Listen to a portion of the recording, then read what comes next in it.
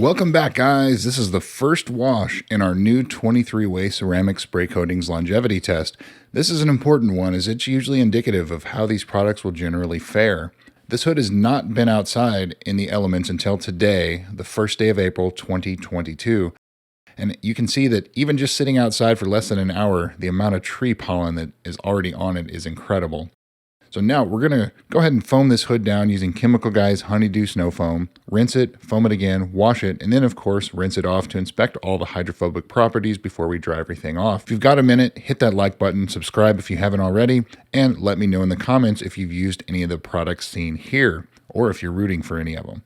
And as always, if there is a product you want to see tested, let me know too. But also make sure you look at the master spreadsheet in my video description to make sure that I haven't already tested it before asking, because I do see a lot of that. And as always, if there is a product here that you're happy with the performance and you'd like to buy it, you're going to buy it anyways, consider buying it through the link in the video description, as it does help the channel out. It helps me remain unsponsored without any inside influence. So with that out of the way, let's jump into it, see how things are looking here. First up, Sonax Ceramic Spray.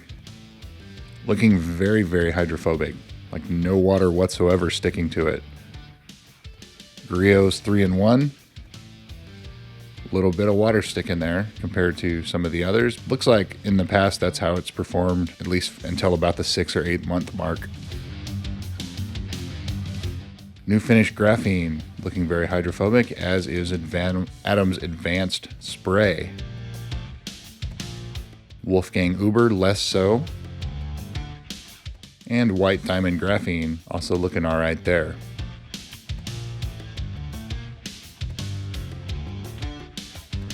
McKee's Hydro Graphene, looks like there's a little bit sticking. Rain-X Graphene, sort of the same.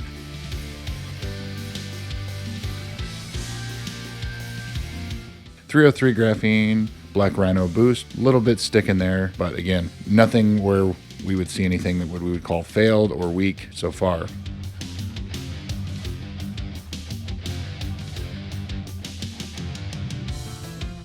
Shine Armor Graphene, it's actually above the text there. This is a very difficult product to install, and you can see that there is a little bit of water sticking to that. Avalon King Boost also looks all right.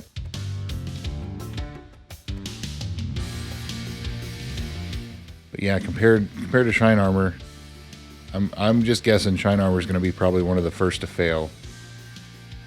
Blitz Ceramic Spray. Jesscar, both of those looking good.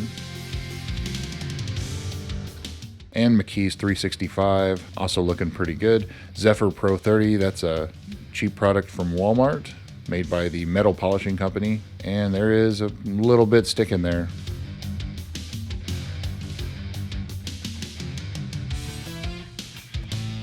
Soft 99 Trees, I believe that's rated as a 3-month product from Japan, looks very hydrophobic.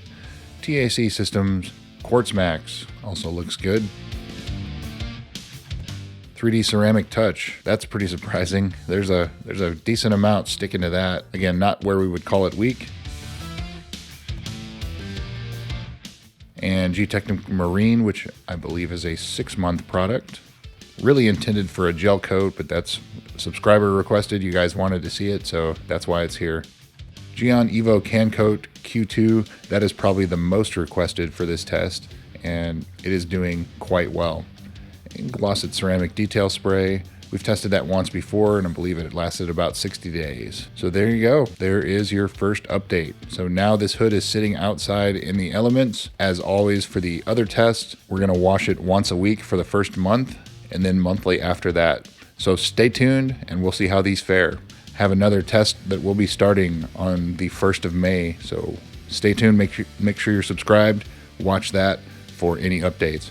Thanks again, we'll see you soon.